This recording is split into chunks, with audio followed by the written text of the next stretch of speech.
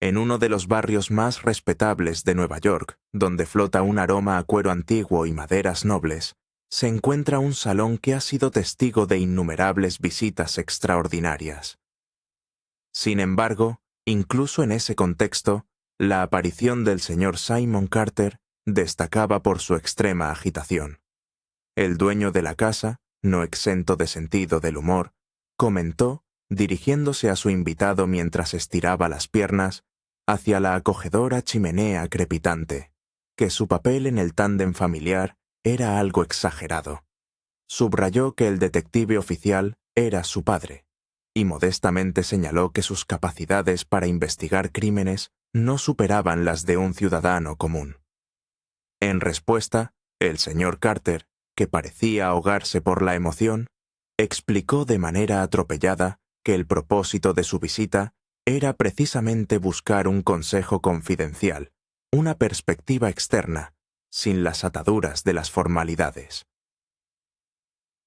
Enfatizó la importancia crucial de mantener en secreto la serie de misteriosos robos y expresó su esperanza de recibir ayuda para resolver la delicada situación. Al mencionar que su establecimiento atendía exclusivamente a personalidades influyentes, dio a entender que la publicidad podría causar un daño irreparable. El anfitrión, manteniendo la calma y soltando lentamente volutas de humo de cigarrillo, le recordó tácticamente al huésped la conveniencia de contactar a la policía. Señaló que en los últimos meses ya se habían producido 5 robos de joyas a diferentes huéspedes en distintos pisos. Destacando que el último robo había ocurrido hacía solo 2 días, mencionó la desaparición de un collar de diamantes de la caja fuerte del dormitorio de la señora Mallory, una clienta anciana y respetada, confinada a una silla de ruedas, que había llevado a un hombre tan respetable a buscar ayuda no en la ley, sino en un particular. ¿Y qué secretos ocultaba ese escudo gótico que tan desesperadamente intentaba evitar la publicidad? La respuesta a estas preguntas podría ser la clave para entender toda esta enrevesada historia. La señora Mallory ha montado un escándalo, dijo Carter, visiblemente alterado. La anciana ha tenido un ataque de histeria, señor Quinn, y ahora exige que llamemos inmediatamente a la policía y a la compañía de seguros.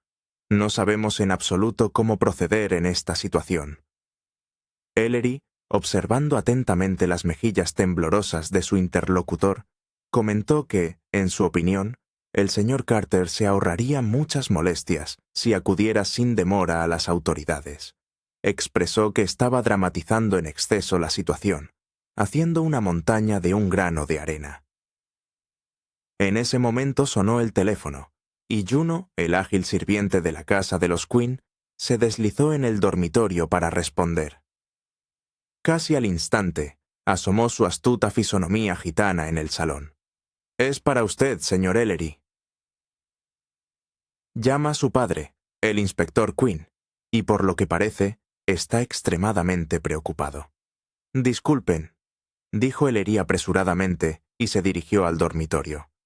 Cuando regresó, su rostro había perdido su expresión alegre, y en lugar de la bata de casa, llevaba un traje de calle.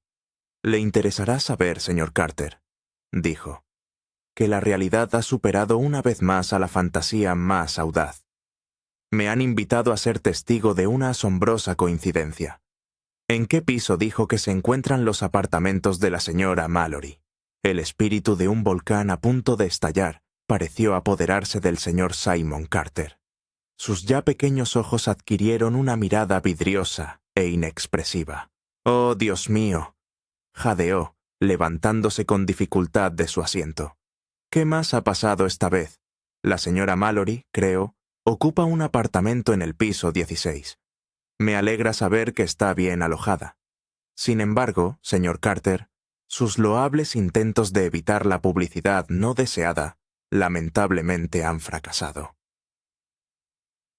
Pero, como ve, ahora tiene a su disposición mis modestas habilidades. Ha ocurrido algo mucho más trágico que un simple robo. Mi padre, el inspector Quinn, me ha informado de un terrible hallazgo. En el apartamento N del 16º piso del lujoso hotel El Escudo Gótico se ha encontrado un cadáver. El rápido ascensor, como por arte de magia, llevó a Ellery y al aterrorizado gerente del hotel al piso 16. Un largo pasillo central dividía la planta en dos mitades simétricas. A lo lejos, al final del pasillo, brillaban las puertas de bronce del ascensor del ala este. Carter, cuya corpulenta figura temblaba como gelatina, se acercó a una puerta a la derecha, junto a la cual un detective uniformado silbaba despreocupadamente. La puerta, adornada con una letra N dorada, estaba bien cerrada. Carter la abrió con vacilación y entraron en un pequeño vestíbulo. Tras la puerta abierta, se veía una espaciosa habitación llena de gente. Ellery se deslizó junto a un vigilante policía uniformado, asintiendo levemente a su padre. Un hombrecillo que recordaba a un ágil pájaro gris de ojos agudos y penetrantes, y fijó su mirada en la figura inmóvil, desplomada en un sillón junto a una elegante mesita, en el centro de la habitación. ¿Estrangulado?, preguntó. Exactamente, confirmó el inspector Quinn, desviando la mirada hacia Ellery. ¿Y quién es este que viene contigo? Ellery, examinando la habitación con la mirada, presentó a su acompañante. Es el señor Simon Carter, el gerente del hotel. Luego explicó el motivo de la visita de Carter. ¿Quién es este desconocido?, inquirió el inspector, rodeando el cuerpo con la mirada. Parece que nadie aquí lo conoce. El gerente del hotel se puso visiblemente nervioso, moviéndose de un pie a otro. ¿No es el señor Lavoc?, murmuró, con la voz cargada de incertidumbre. En ese momento, un joven elegante con un traje impecable y una flor en el ojal tosió tímidamente, atrayendo la atención. Todas las miradas se volvieron hacia él. «No es Lavoc, señor Carter», balbuceó, con el rostro pálido de espanto, aunque de espaldas es fácil confundirlo. «Fowlis, mi asistente», explicó el gerente, con la voz temblorosa. «Dios mío, Fowlis, tiene razón». Rodeó el sillón para ver mejor el cuerpo. Un hombre alto, de rostro sonrosado y con un maletín negro en la mano, entró rápidamente en la habitación. Carter lo presentó como el doctor Eustace, el médico del hotel. Dejando el maletín en el suelo, el doctor comenzó a examinar el cuerpo de inmediato. Ellery, aprovechando el momento, llevó a su padre a un lado. «¿Has averiguado algo?», preguntó en voz baja.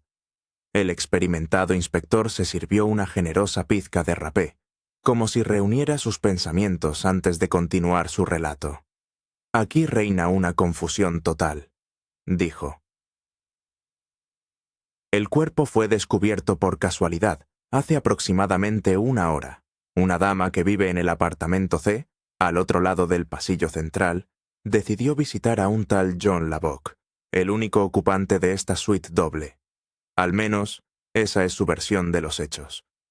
El inspector asintió levemente hacia una mujer rubia, sentada sola en un rincón lejano de la habitación, bajo la atenta mirada de un policía. Las lágrimas incontenibles habían arruinado su esmerado maquillaje, testimonio del shock que había sufrido. Es Billy Harms, una técnica de alguna comedia ligera que se presenta en el teatro romano. He averiguado que mantenía una relación cercana con Lavoc desde hace varios meses. Y gracias a una camarera, benditas sean las camareras, sabemos que tuvieron una pelea hace unas semanas. Al parecer, él dejó de pagarle el alojamiento en el hotel, y encontrar un mecenas generoso en estos tiempos, según entiendo, no es tarea fácil. «Una compañía encantadora», comentó Ellery con ironía, evaluando la situación. Así que Billy Harms entró en esta suite. En la penumbra, solo ardía una lámpara de mesa. Creyó que Lavoc dormía, intentó despertarlo, y descubrió que no era Lavoc, sino un desconocido, y además, muerto. A partir de ahí, todo siguió su curso. Su grito agudo atrajo la atención de los vecinos, y aquí estamos. Ellery observaba atentamente a un grupo de 5 personas reunidas cerca de la fatídica silla donde la vida de Billy Harms se había truncado. Todos eran residentes del mismo piso. En su campo de visión aparecieron los Orkins, un matrimonio de ancianos que ocupaba el apartamento A, al otro lado del pasillo. Junto a ellos estaba un señor de aspecto sombrío, joyero de profesión, un tal Benjamin Schley, propietario del apartamento B. Completando el pequeño grupo estaban el señor y la señora Forrester, que vivían en el apartamento D, contiguo a las habitaciones de Billy Harms. Se sabía que el marido ocupaba algún puesto en la ciudad que no requería trabajo físico.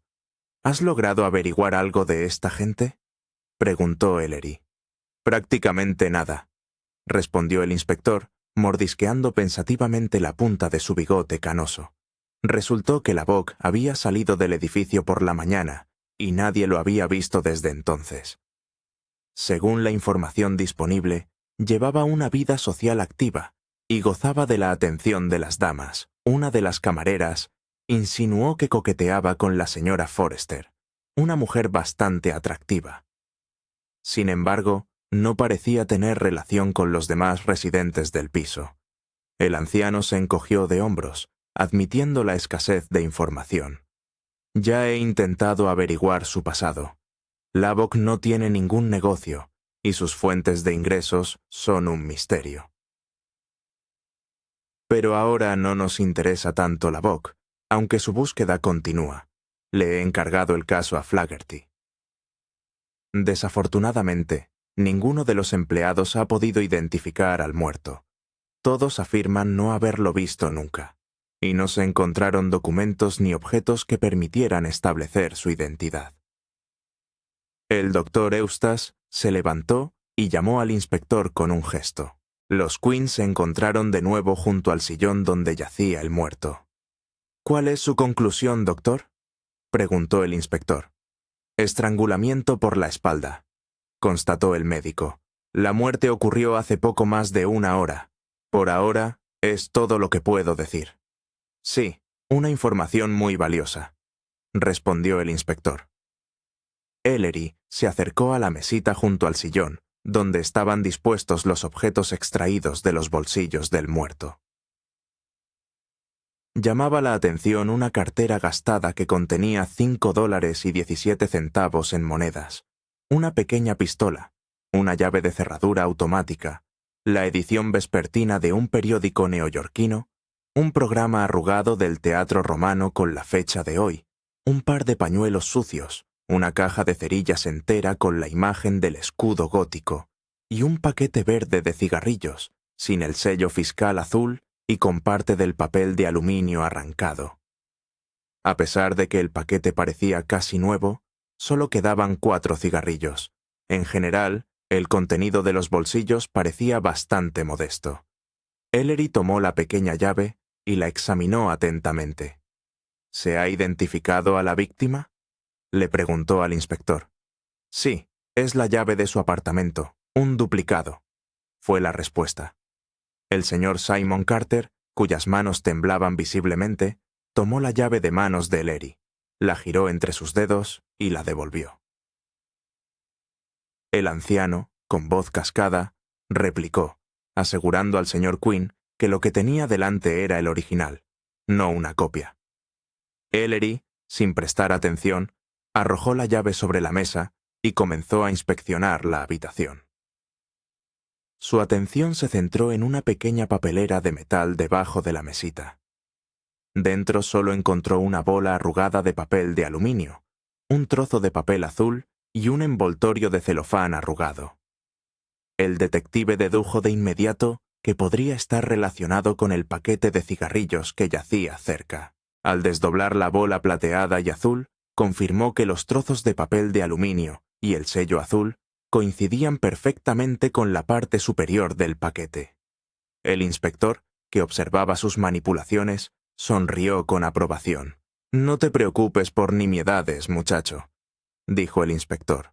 Entró desde la calle hace aproximadamente 1 hora y media. Compró un paquete de cigarrillos y cerillas abajo, y luego subió.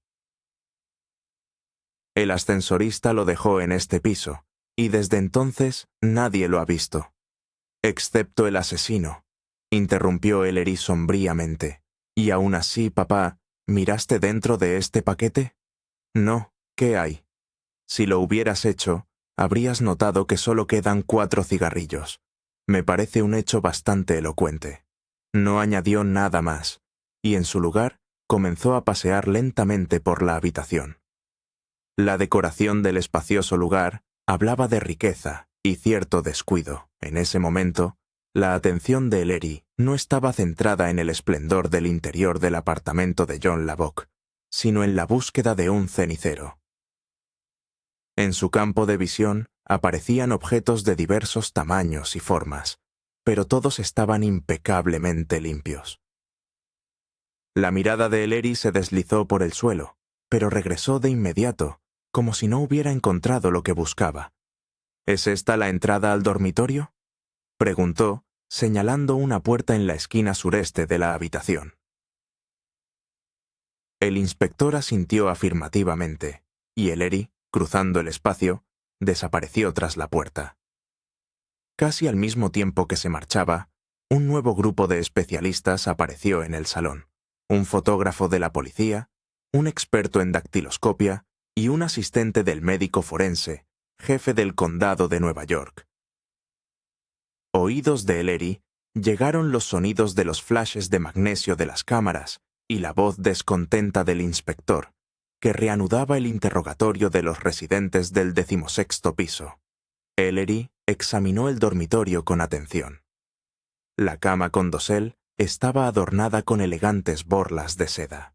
En el suelo se extendía una alfombra china, y los muebles y la abundancia de elementos decorativos le resultaron desagradables a su vista, poco acostumbrada a tanto lujo. Buscando una salida, Ellery encontró 3 puertas. Una, por la que acababa de entrar, conducía de nuevo al salón. Otra, a la derecha, al pasillo oeste. Ellery intentó abrir la tercera puerta, a la izquierda.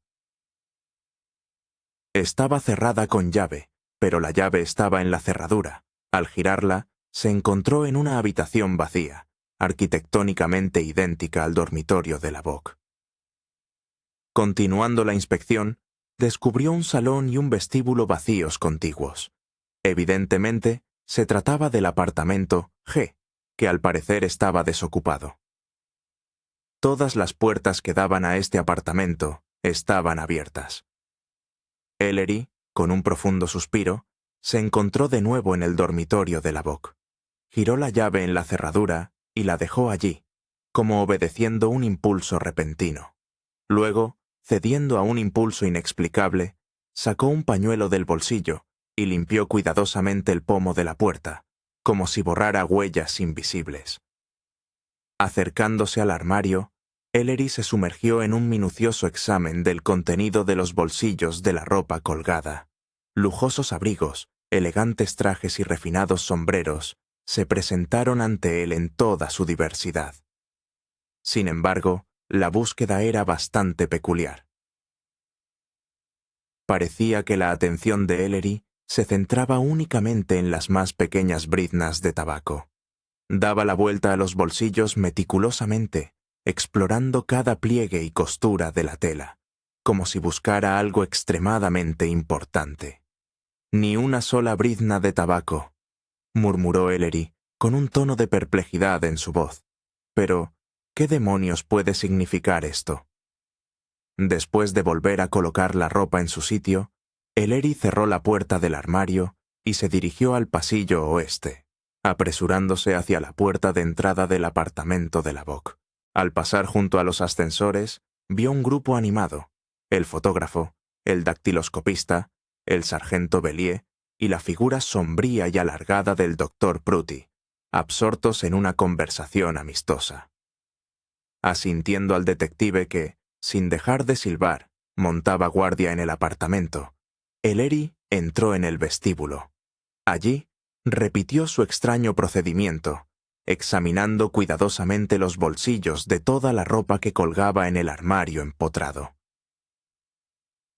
A juzgar por la expresión de su rostro, esta búsqueda tampoco arrojó resultados.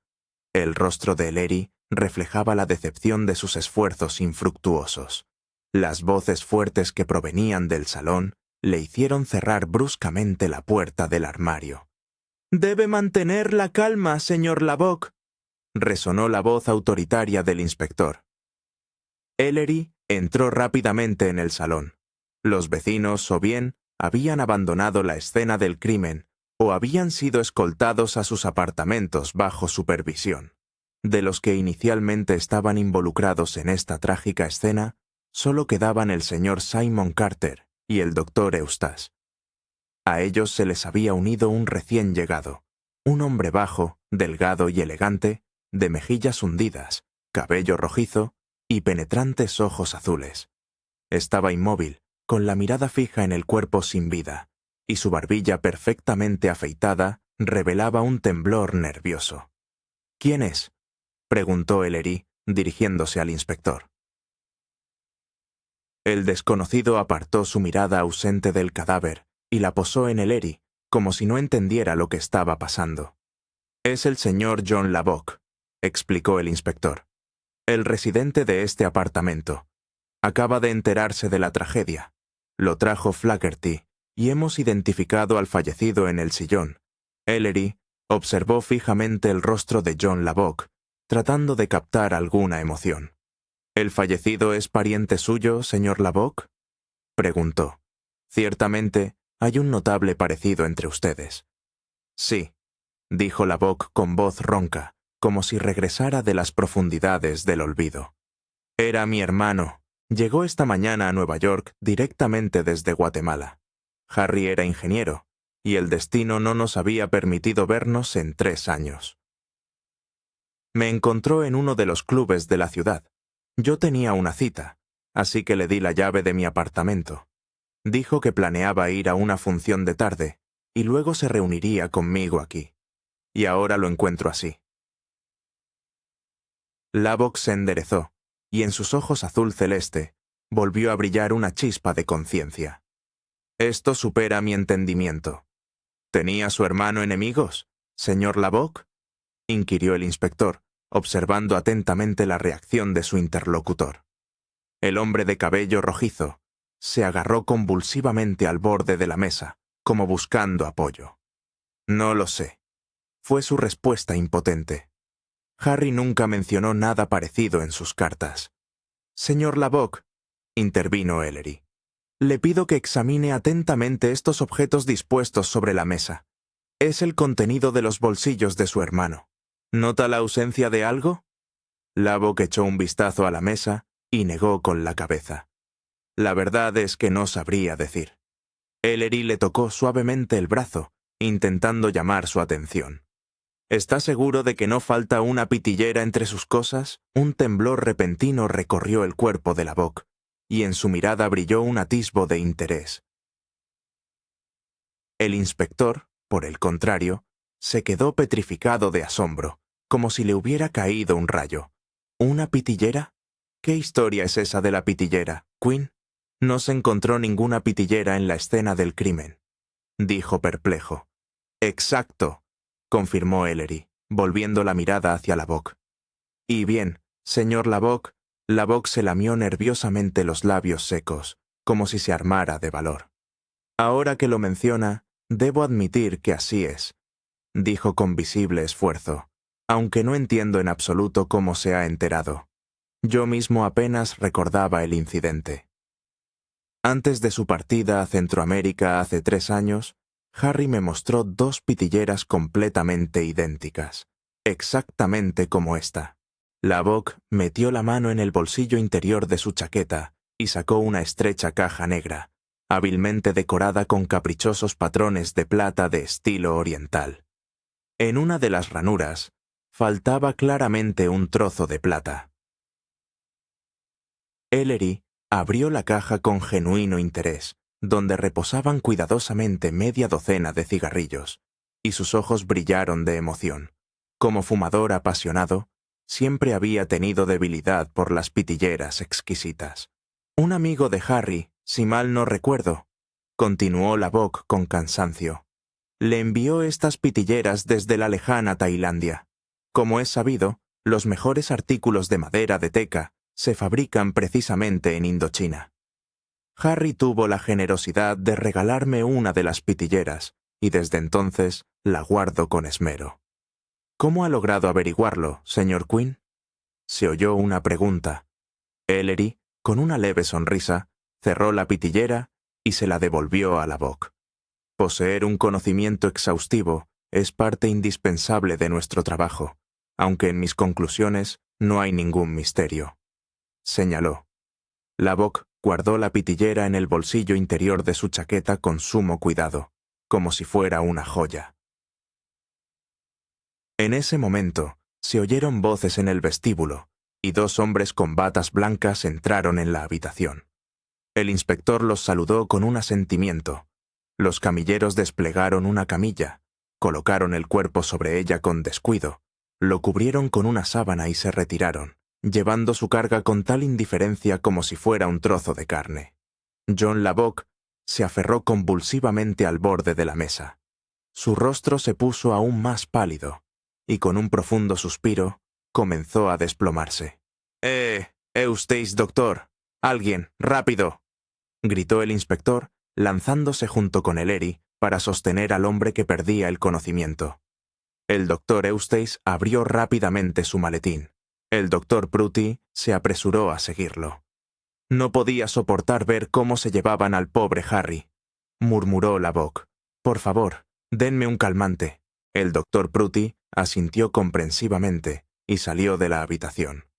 El doctor Eustace sacó un frasco de sales de amoníaco y lo acercó a la nariz de Lavoc. Un temblor recorrió sus fosas nasales y en sus labios se dibujó una sonrisa apenas perceptible. «Tome», dijo Ellery, sacando su pitillera. «Un cigarrillo le ayudará a calmarse». Pero Lavoc negó con la cabeza y apartó la pitillera que le ofrecían. «Estoy bien», dijo, intentando enderezarse. «Les ruego que me disculpen». Ellery dirigió su mirada hacia el gerente Carter, que permanecía de pie junto a la mesa, con una expresión de desconcierto en el rostro, como un rinoceronte ciego. Gotas de sudor cubrían su cara. «Tenga la amabilidad, señor Carter, de llamar inmediatamente a la camarera que limpia estos apartamentos», ordenó Ellery. El hombre corpulento asintió y salió del salón con la mayor rapidez que le permitían sus torpes piernas. El sargento Belly, que acababa de entrar, le lanzó una mirada llena de repugnancia. Ellery miró a su padre y con un gesto de la cabeza señaló hacia el vestíbulo. «Quédese aquí y descanse un poco, señor Lavoc», dijo el anciano. «Volveremos pronto». Ellery y el inspector se dirigieron al vestíbulo, y Ellery cerró suavemente la puerta del salón. «¿Qué pasa ahora?», gruñó el inspector. Ellery sonrió en respuesta. «Espera un poco». Con las manos a la espalda, comenzó a pasear de un lado a otro. En ese momento, una pequeña mujer negra con un vestido oscuro entró corriendo en el vestíbulo, su rostro teñido de un tono púrpura por el terror. Ellery preguntó a la camarera si limpiaba esas habitaciones con regularidad. Al recibir una respuesta afirmativa, quiso saber si la limpieza se había realizado esa mañana como de costumbre. La camarera lo confirmó también. Entonces, Ellery hizo la pregunta clave. ¿Había ceniza en los ceniceros? La respuesta fue negativa. La camarera explicó que solo había ceniza en los apartamentos del señor Lavoc cuando tenía visitas, y juró que así era. Después de eso, la joven salió apresuradamente de la habitación. El inspector, asombrado por lo que había oído, no pudo contener una exclamación. Ellery, abandonando su máscara de indiferencia, agarró a su padre por la manga, comprendiendo la importancia del momento. Subrayó que el testimonio de la camarera era exactamente lo que necesitaban. La situación, según él, se había vuelto muy delicada, y le pidió a su padre que lo escuchara con atención. Ellery señaló que el paquete de cigarrillos encontrado en el bolsillo de Harry Lavoc era completamente nuevo. Este hecho se confirmaba por los restos de papel de aluminio y el sello azul de la papelera, que correspondían a dicho paquete, así como por el envoltorio de celofán y el estado general del propio paquete. Todo indicaba que Harry Lavoc lo había comprado justo antes de subir a los apartamentos para esperar a su hermano. Estaba sentado en el sillón, de espaldas a la puerta del vestíbulo, y al parecer no fumaba, ya que no se encontró ni ceniza ni colillas en ninguna parte. Sin embargo, a pesar de que el paquete era nuevo, solo contenía 4 cigarrillos. Surgía una pregunta lógica. ¿Qué pasó con los otros 16? ¿A dónde desaparecieron? La escena del crimen guardaba muchos misterios, y uno de ellos era la desaparición de los cigarrillos. La primera hipótesis sugería que el asesino, como poseído por un extraño capricho, se los había llevado del paquete de la víctima. Sin embargo, desde un punto de vista psicológico, esto parecía poco probable. Es difícil imaginar a un asesino a sangre fría rebajándose a robarle los cigarrillos a su víctima. La segunda versión parecía más plausible. Harry Lavoc, presintiendo algo malo, abrió él mismo el paquete para llenar su elegante pitillera antes de la llegada de un invitado inesperado. Esto explicaría la misteriosa desaparición de 16 cigarrillos, ya que esa es la cantidad para la que suelen estar diseñadas las pitilleras. El detective estaba convencido de que así fue como el ingeniero Lavoc se deshizo de los cigarrillos, llenando con ellos su pitillera. Pero, ¿dónde estaba la pitillera?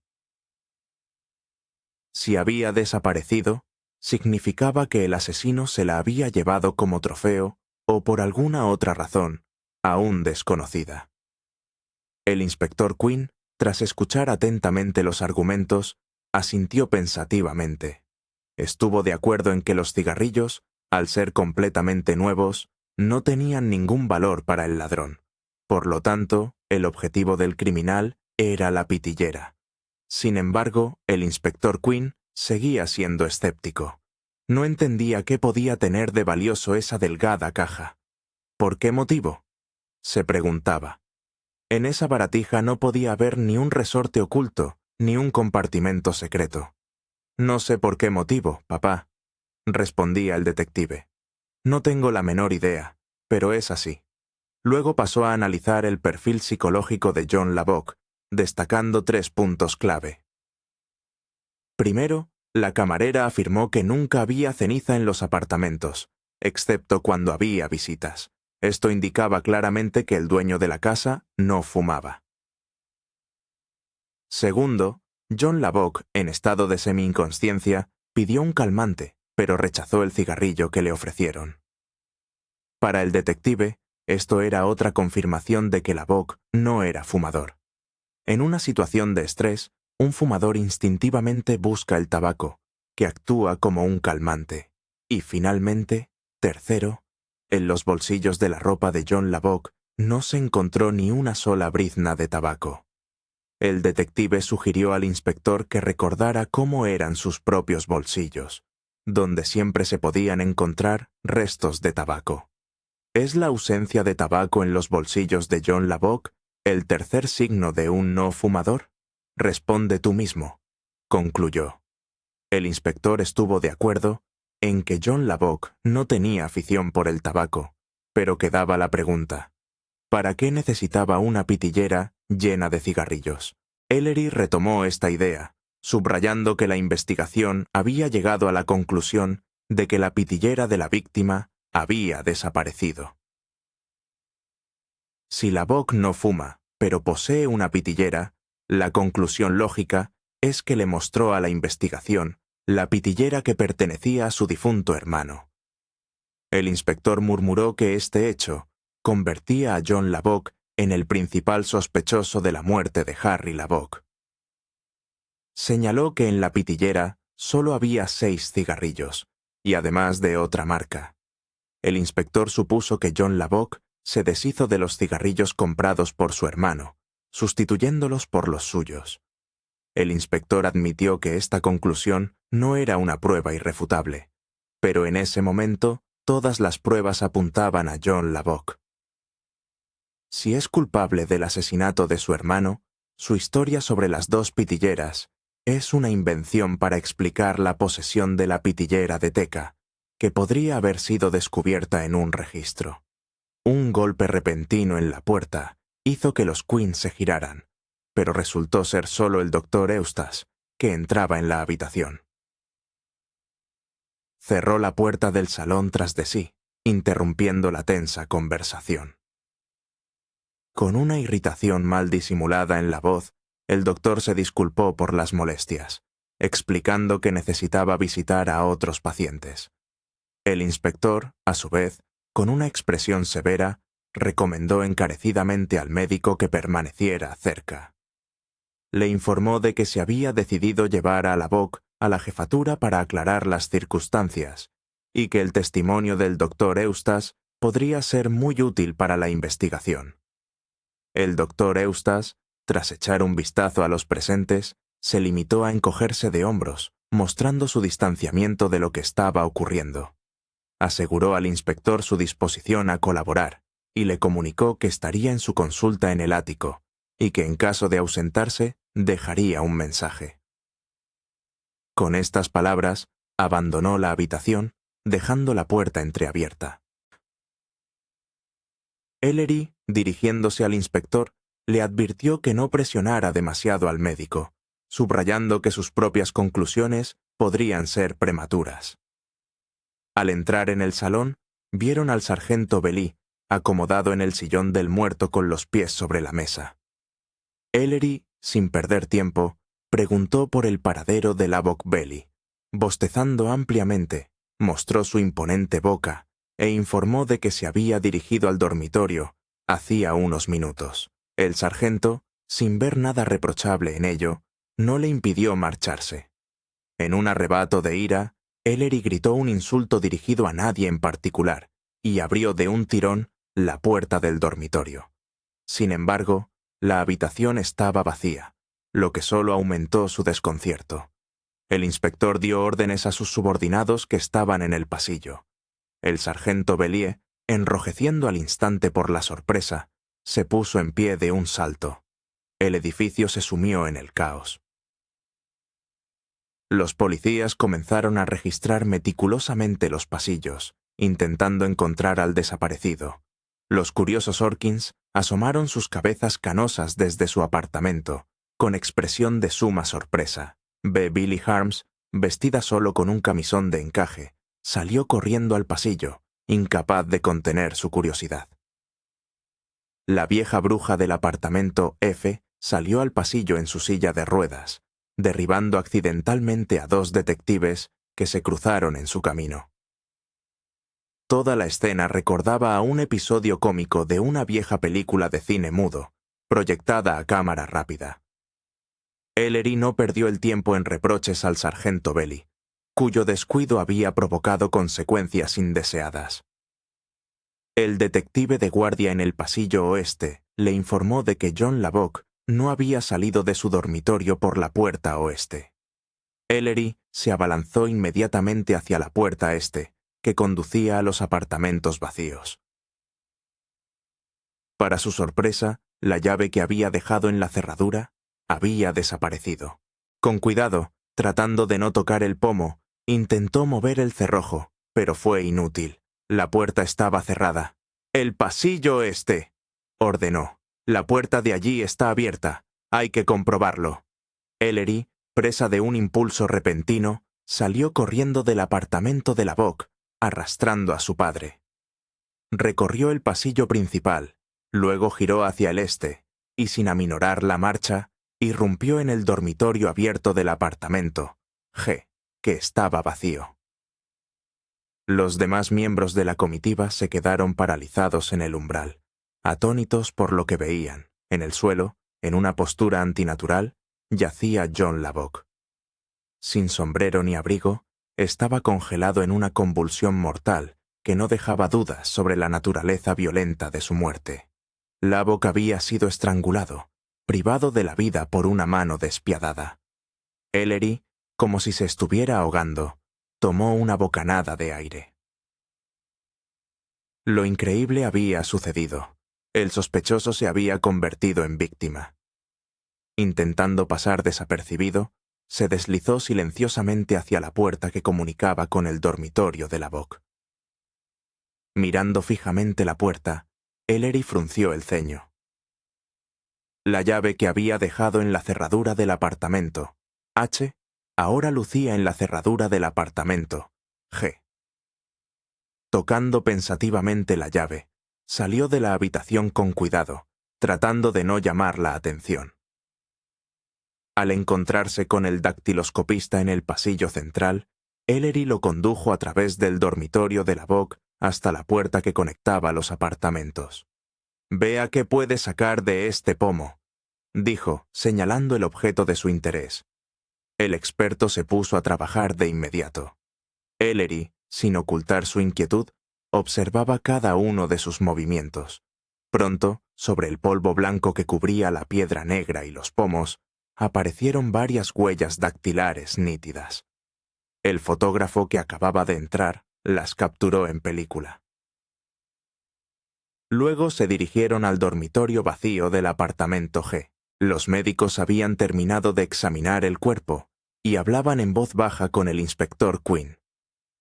Ellery señaló en silencio los dedos inmóviles de John Lubbock, como si les implorara que contaran los últimos minutos de su vida.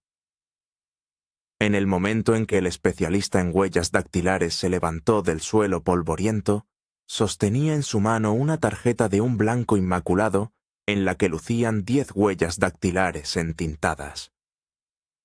Se dirigió al umbral, abrió la puerta y comparó las huellas del difunto con las que se habían encontrado en el pomo de la puerta del dormitorio de Lubbock.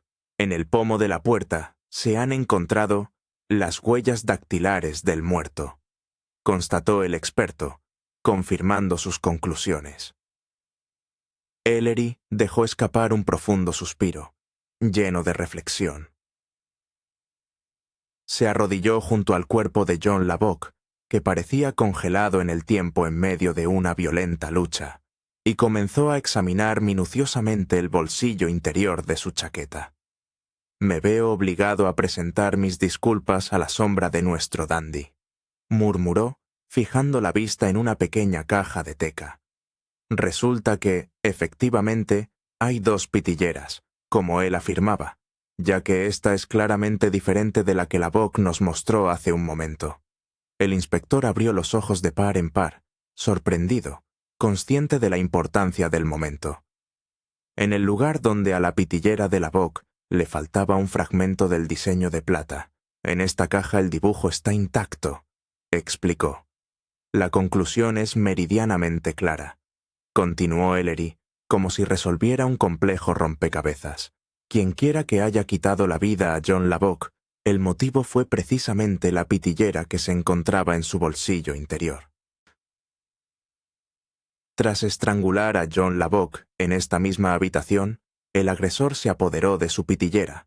Luego colocó en la pitillera que encontró en posesión de Harry Lubbock 6 cigarrillos de la misma marca que los que había en la de John, y metió la caja de Harry con esos 6 cigarrillos en el bolsillo de John, donde la encontramos, para convencernos de que seguía siendo la pitillera de John. Muy ingenioso, pero el plan se desmorona por el hecho de que al diseño de la pitillera de John le faltaba un trozo de plata, mientras que en la caja del ingeniero ese fragmento estaba intacto. El criminal, por desgracia, no se percató de este detalle insignificante, pero crucial. Ellery, recorriendo con la mirada a los presentes, levantó una mano para pedir silencio. En la quietud que siguió, dijo, dirigiéndose a todos: «El asesino, cegado por su arrogancia, se ha acorralado a sí mismo, y la hora de su castigo está cerca». Luego, volviendo la vista hacia el tembloroso señor Carter, añadió: «Tengo serias razones para creer que sus sufrimientos pronto terminarán». El detective permanecía inmóvil junto al cuerpo del asesinado. Su rostro, desprovisto de toda emoción, expresaba únicamente concentración. Los presentes, como hipnotizados, no le quitaban la vista de encima. A una señal de Ellery, los detectives que estaban en la entrada se hicieron a un lado, dejando pasar a los Orkins, a un semidesnudo Billy Harms, al joyero Schley con su eterna expresión agria, al matrimonio Forrester del apartamento D, e incluso a la señora Mallory en su silla de ruedas. La lógica implacable nos conduce en una dirección determinada, comenzó Ellery, dirigiéndose no tanto a los presentes como a las venas hinchadas en el cuello del difunto John Lubbock. Su voz sonaba seca y distante, como la de un profesor dando una lección bien conocida. El único objeto que desapareció del cuerpo de la primera víctima fue una pitillera de madera de teca. Esta circunstancia sugiere que es la clave para resolver el crimen, el motivo del asesinato. Después de que John Lubbock fuera asesinado, su pitillera también desapareció, y en su lugar apareció la de la primera víctima.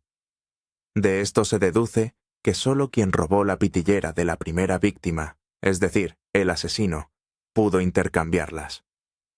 Por lo tanto, tanto Harry como John Lubbock cayeron a manos de la misma persona. Dos crímenes, pero un solo culpable. Esta es la piedra angular de nuestra investigación. La trágica muerte de Harry Lubbock fue el resultado de un error fatal.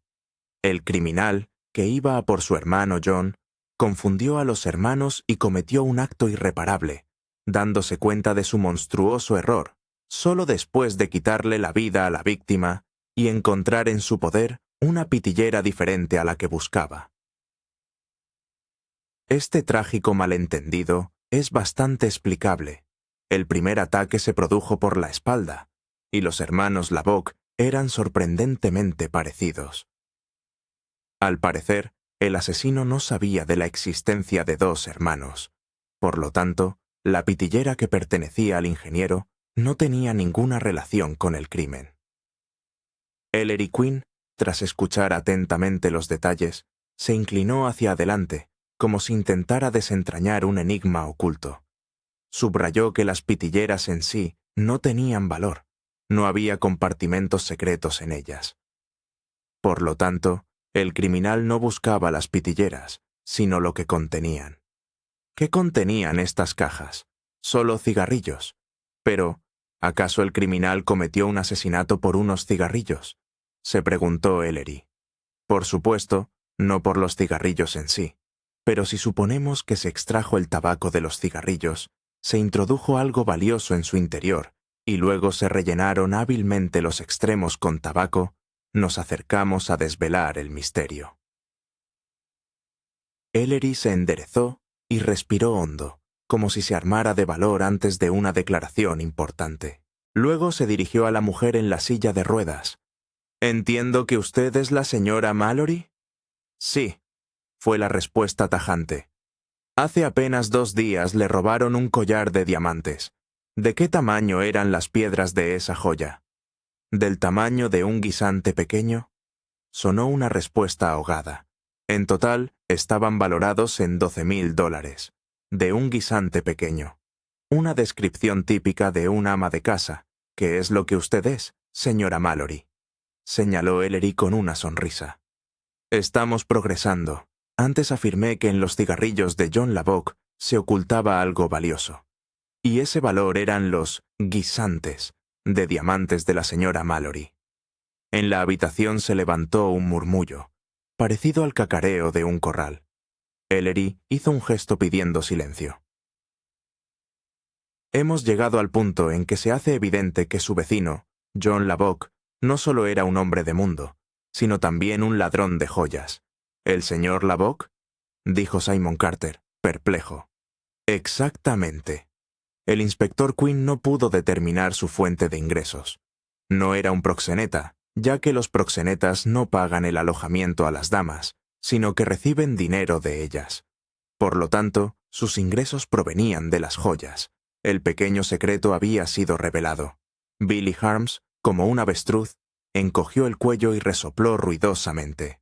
John Lubbock fue víctima de un asesino por culpa de unos fatídicos cigarrillos incrustados de diamantes. El malhechor debía tener información sobre la ubicación de las piedras preciosas y su ingenioso escondite.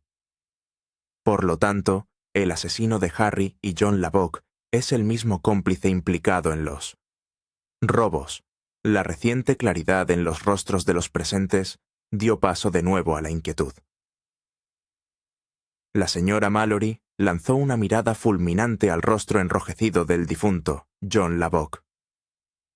Ellery Quinn se permitió una sonrisa sombría. Antes de pasar al acto final de esta trágica obra, consideró necesario recordar algunos detalles sobre el segundo asesinato. Jimmy, el experto en dactiloscopia de la jefatura, fue llamado para compartir sus hallazgos. Jimmy informó de que en el pomo de la puerta del lado del dormitorio se habían encontrado las huellas dactilares del muerto. Ellery Quinn le dio las gracias y subrayó que, justo antes del asesinato de John Lubbock, él mismo había limpiado a conciencia el pomo de la puerta que comunicaba el dormitorio con los apartamentos contiguos. Esto significa que Lubbock, poco antes de su muerte, tocó ese pomo, abriendo la puerta con la intención de entrar en las habitaciones vacías. Surge una pregunta lógica. ¿Tenía John Lubbock la intención de escapar?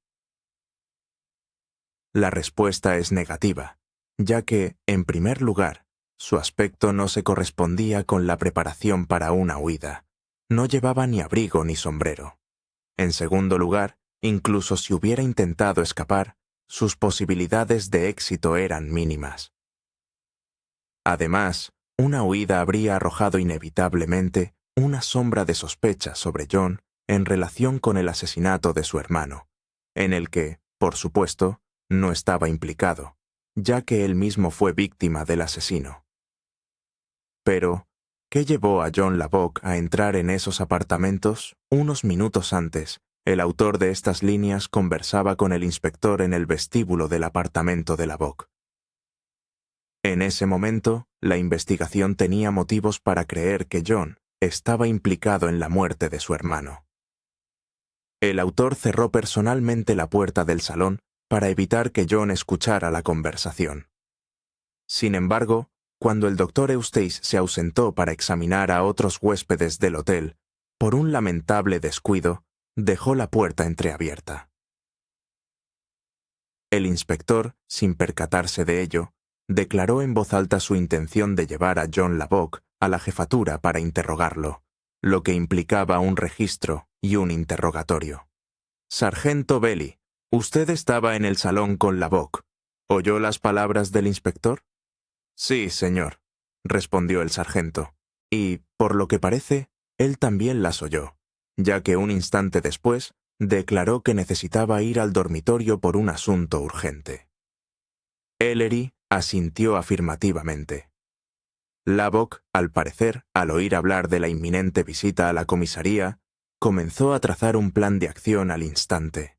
Los diamantes robados, escondidos en los cigarrillos, se encontraban en su pitillera de teca. Un registro revelaría inevitablemente las pruebas, por lo que era urgente deshacerse de los cigarrillos comprometedores. Era evidente que John Lubbock había entrado en los apartamentos vacíos no para huir, sino para esconder los cigarrillos de forma segura, planeando volver a por ellos más tarde.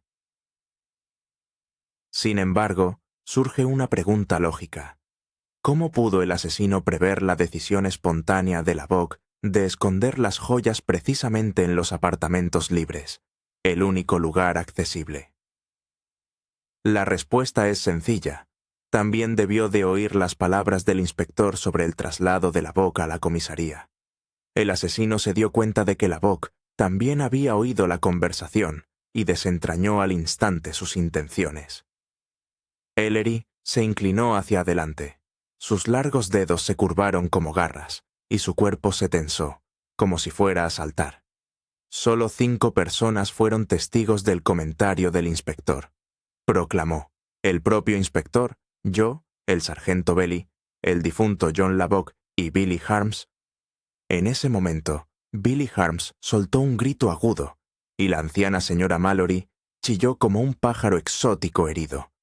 Como un elefante enfurecido, arrasando todo a su paso, alguien se lanzó desesperadamente hacia la salida del pasillo este.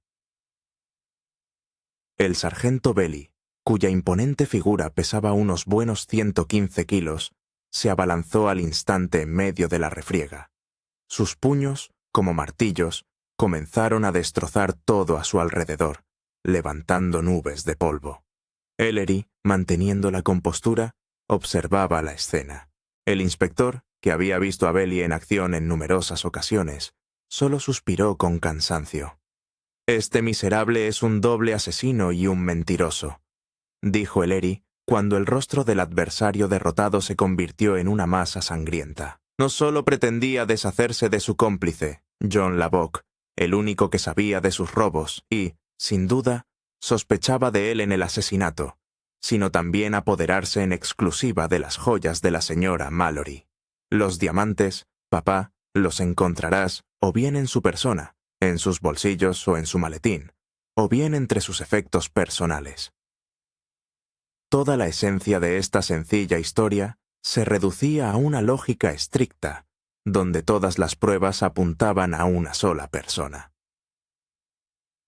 El hombre que se retorcía en el férreo abrazo del sargento Belly no era otro que el doctor Eustace.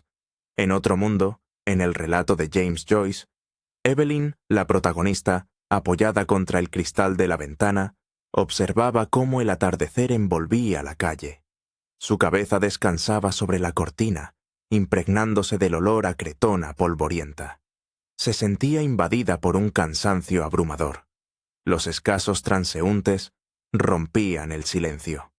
Un solitario habitante de la casa más lejana regresaba a su hogar. Se oían los ecos de sus pasos marcando el ritmo sobre la acera de hormigón. Luego, el sonido cambió a un crujido cuando sus suelas tocaron el sendero de escoria que bordeaba los muros de ladrillo rojo. Antaño, allí se extendía un descampado, que se había convertido en el escenario de los juegos vespertinos de los niños del lugar.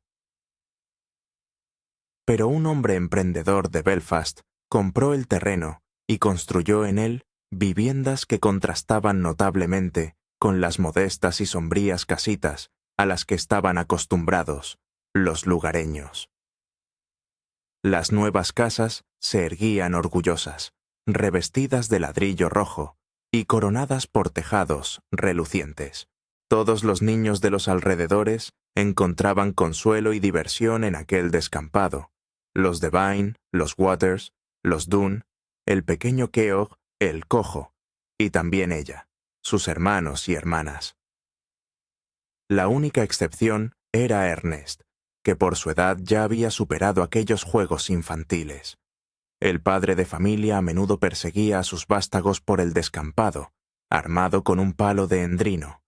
Sin embargo, el vigilante Keogh siempre estaba alerta, avisando a tiempo a los demás de la proximidad de su progenitor. En aquellos lejanos tiempos, la vida parecía no tener nubes.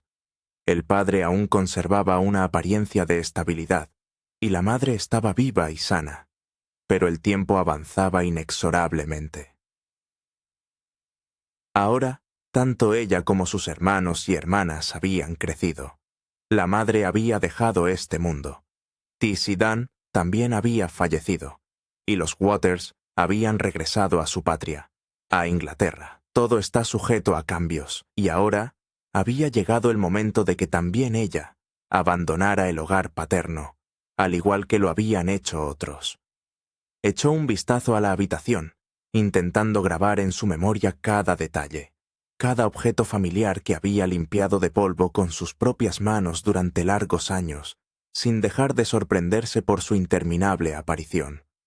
Quizás nunca más volvería a ver aquellos objetos queridos, de los que nunca había pensado en separarse. Y, como una amarga ironía del destino, en todos esos años nunca se había molestado en averiguar el nombre del sacerdote, cuyo retrato amarillento por el tiempo colgaba sobre el viejo armonio, junto a una litografía en color de Santa Margarita María de Alacoque.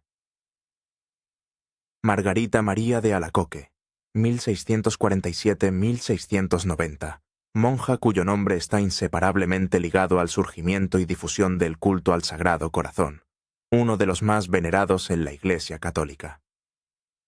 Aquel hombre, antiguo compañero de escuela de su padre, vivía ahora en la lejana Melbourne.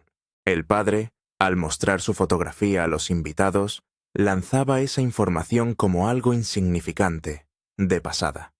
Había decidido marcharse, abandonar su hogar.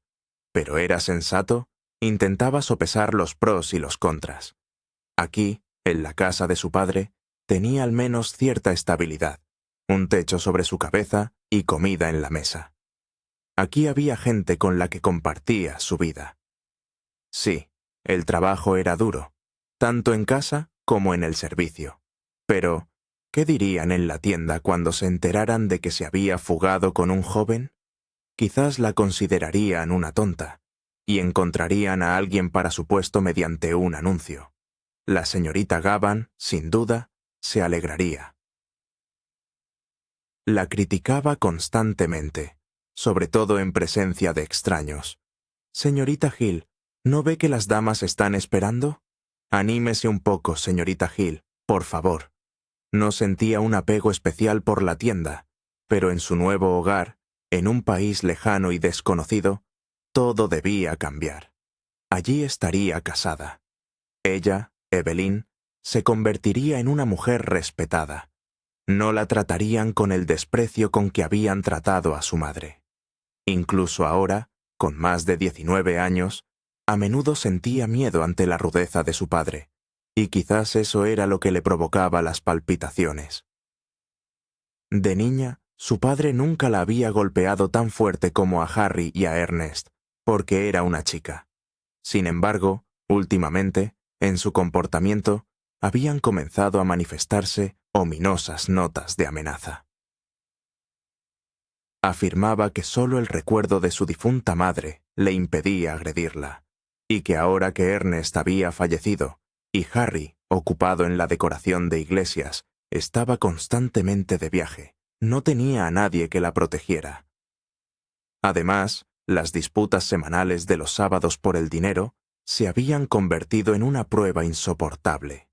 Ella le entregaba indefectiblemente todo su salario, que ascendía a 6 chelines, y Harry enviaba regularmente la ayuda que podía. Pero sacarle dinero a su padre era una tarea extremadamente difícil. La colmaba de reproches por su despilfarro, la llamaba insensata y afirmaba que no iba a entregarle el dinero que ella había ganado honradamente para sus caprichos, acompañando esto de muchos otros insultos, ya que los sábados se volvía completamente insoportable. Al final, sin embargo, le daba el dinero y le preguntaba si iba a comprar la comida para el almuerzo del domingo. Entonces tenía que recorrer las tiendas a toda prisa, abriéndose paso entre la multitud, apretando con fuerza su monedero de cuero negro, y volver a casa tarde por la noche, cargada de compras. Llevar la casa era una carga pesada. Tenía que asegurarse de que sus 2 hermanos menores, a su cargo, fueran a la escuela a tiempo y comieran. Trabajo duro, vida dura. Pero ahora que había decidido marcharse, esa vida ya no le parecía tan mala. Había decidido irse con Frank en busca de una vida mejor. Frank era un hombre bueno, valiente y decente. Estaba firmemente decidida a irse con él en el barco de la tarde, convertirse en su esposa y establecerse con él en Buenos Aires, donde su casa la esperaba. Recordaba con claridad el día en que se conocieron. Él vivía en una casa en la calle principal que ella visitaba con frecuencia. Parecía que había sido hacía muy poco. Él estaba de pie junto a la cancela, con la gorra echada hacia atrás con descaro y un mechón de pelo cayéndole descuidadamente sobre su rostro bronceado. Pronto se presentaron. Desde entonces, cada tarde la esperaba a la puerta de la tienda y la acompañaba hasta su casa. Una vez, la invitó a ver la ópera, La muchacha bohemia, y ella se sintió muy orgullosa, sentada a su lado en unos asientos que le parecieron inusualmente lujosos. Le apasionaba la música, y él mismo cantaba un poco. Todos a su alrededor sabían de su cortejo. Cuando Frank cantaba la canción sobre la muchacha que amaba a un marinero, a ella la invadía una agradable emoción, Él la llamaba cariñosamente Amapola. Al principio, simplemente se sentía halagada por la atención de su pretendiente, pero con el tiempo, él empezó a gustarle. Le hablaba fascinado de países lejanos, de cómo empezó de grumete y sirvió por 1 libra al mes en un barco de la compañía Alan Line, que navegaba a Canadá. En la memoria del marinero afloraban los nombres de barcos y compañías navieras que surcaban los mares. Los enumeraba con orgullo a su amada, recordando los años pasados lejos de casa. Había estado en el inhóspito estrecho de Magallanes, donde habitaban, según sus relatos, los temibles patagones. Ahora, según afirmaba, su puerto era Buenos Aires, y había venido a su tierra natal solo de vacaciones. Sin embargo, el padre de la joven, perspicaz y estricto, desentrañó rápidamente las verdaderas intenciones del marinero y le prohibió categóricamente a su hija siquiera pensar en él, refiriéndose con desprecio a esa gentuza de marineros. Un día hubo una disputa entre el padre y Frank, después de la cual la joven tuvo que ocultar sus encuentros con su amado. El crepúsculo vespertino envolvía la calle, y los contornos de 2 cartas que descansaban en el regazo de la joven se volvían cada vez más borrosos. Una de ellas estaba dirigida a Harry, la otra a su padre. Su corazón pertenecía a Ernest, pero también sentía un cálido afecto por Harry. Su padre había envejecido notablemente en los últimos tiempos, y ella sabía que la echaría de menos. A veces mostraba una sorprendente amabilidad. Recordaba cómo una vez, cuando cayó enferma, él le leyó historias de miedo sobre fantasmas y le preparó tostadas junto a la chimenea. En su memoria afloraban también otros momentos felices, como un picnic en la colina de Howth, cuando su madre aún vivía. En el horizonte se alzaba la colina de Howth, una modesta montaña cuyos contornos se recortaban en la costa de la bahía de Dublín. En su memoria resurgió una imagen, su padre, con el sombrero de su madre puesto, haciendo el tonto para arrancar una sonrisa a sus hijos. El tiempo fluía inexorablemente, y ella seguía inmóvil junto a la ventana, sintiendo en su mejilla la áspera textura de la cretona que cubría la cortina. El polvo de los siglos parecía haber impregnado la tela, desprendiendo su peculiar aroma. Los sonidos de un organillo callejero llegaban desde lejos, como un eco del pasado. Sorprendentemente, esa misma tarde, la melodía parecía susurrarle la promesa que le hizo a su madre, la de no abandonar el hogar familiar durante el mayor tiempo posible. En su mente surgió la última noche junto al lecho de su madre moribunda. La habitación parecía aún más estrecha y sombría, y tras las paredes sonaba una triste serenata italiana. Entonces, le pagaron al organillero 6 peniques y le pidieron que se marchara.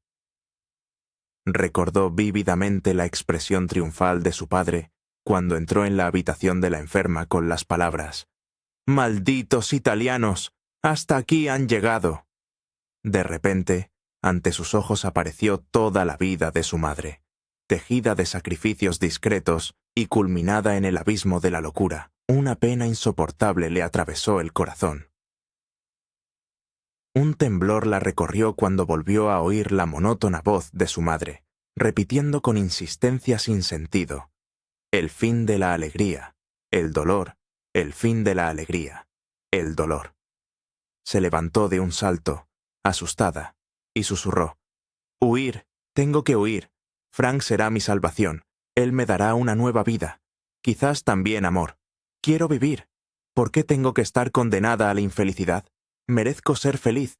Frank me abrazará, me estrechará contra sí. Él será mi protección». La colina de Howth, una pequeña montaña en la costa de la bahía de Dublín. En el bullicioso muelle de North Wall, en medio de la gente apresurada, ella estaba de pie, sujetando firmemente su mano. La voz de él sonaba sin cesar, compartiendo con entusiasmo los detalles del próximo viaje. A su alrededor se agolpaban soldados con petates de campaña, y a través de la amplia entrada del pabellón se veía la imponente silueta del vapor, iluminado por las brillantes luces de los ojos de buey, atracado al borde del agua. Ella guardaba silencio, sintiendo cómo su rostro perdía color y se enfriaba. Desesperada, elevaba una súplica silenciosa a los cielos, pidiendo que le indicaran el camino correcto, que le revelaran su deber. El silbato sordo y lúgubre del vapor rasgó el velo de niebla. Si se decidía a dar el paso, mañana mismo ella y Frank estarían surcando las olas, rumbo a la lejana Buenos Aires. Los billetes estaban comprados, no había vuelta atrás. ¿Cómo podía traicionarlo después de todo lo que él había hecho por ella? Una desesperación insoportable le provocó una náusea, y sus labios susurraron sin sonido una ferviente oración. El tañido de una campana, como un latigazo, le atravesó el corazón. Sintió como Frank le apretaba la mano. «Vamos», dijo él. Las olas embravecidas de todos los mares del mundo se abatieron sobre su corazón. Él la arrastraba a ese abismo, donde corría el riesgo de ahogarse. Se aferró convulsivamente a la fría barandilla de hierro. «Vamos», repitió él. No, era imposible. Estaba por encima de sus fuerzas. Sus dedos se pusieron blancos al apretar el metal, y en el abismo, listo para engullirla, brotó un grito de desesperación. De repente, el hombre se lanzó, saltando la barrera, y su voz, llena de desesperación, resonó por encima de la multitud. «Evelyn, Evie», la llamaba insistentemente, instándola a seguirlo. Una exclamación de indignación se dirigió hacia él, pero, sin hacer caso, continuó llamándola por su nombre. La mujer se giró lentamente hacia él, y su rostro se mostró, pálido e impasible. Lo miraba con una expresión que recordaba a la de un animal acorralado, sin un atisbo de amor, despedida o reconocimiento. En sus ojos no había nada más que un vacío aterrador. Fin de la historia. Si te gustó, dale like, suscríbete y cuéntanos en los comentarios qué parte fue tu favorita. Nos vemos en la próxima aventura.